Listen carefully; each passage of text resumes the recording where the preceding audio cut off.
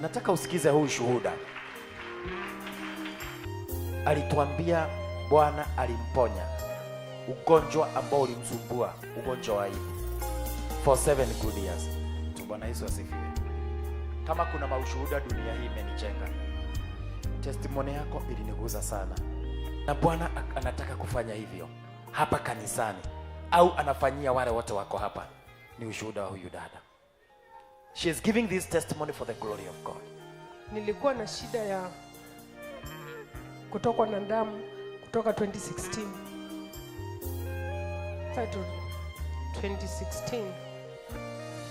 2016 mwezi wa 9 ndio nilipata hiyo shida. Sasa nilitembea hospitali mingi, natumia dawa mingi, lakini sikupata usaidizi. So kuna rafiki tu nilikuwa na share na yeye, alikuwa na hudumu hii kanisa. Kaniambia si ukuje kwa Apostle Gitai utapona. Lakini nilikuwa naona aibu kwa sababu nilikuwa natokwa na damu kila wakati. So hata ukuja kwa kanisa kukalia kiti nilikuwa naogopa. Lakini nilipea nguvu nikakuja, lakini nilikuwa nakaa huko nyuma na nilikuwa natoka watu wote wakitoka, kwa sababu nilikuwa navaa Pampers. Watu wote wakitoka ndio niweze kuangalia hiyo kiti kama imeshikwa niweze kupanguza.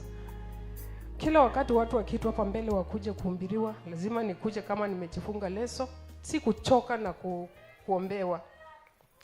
2023 mwezi wa 8 nilipona kabisa. Tumbo yangu ilikuwa kubwa, nilikuwa nakaa niko na mimba. Nilipona kabisa, hata singeweza kuvaa nguo yenye ni light. Nilikuwa navaa nguo ni dark, ndio in case nikishikwa iwezi onekana.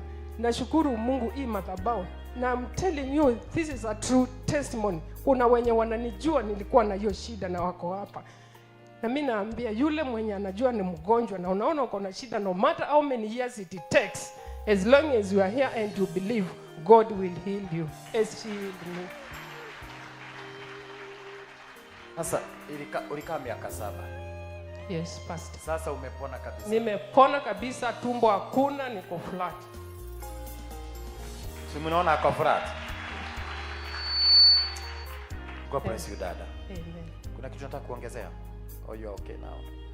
Nikuhimiza tu wale wagonjwa, wale pia wanatamani watoto hawajapata, watapata as long as wako kwa hii madhabahu, na muendelee kuamini.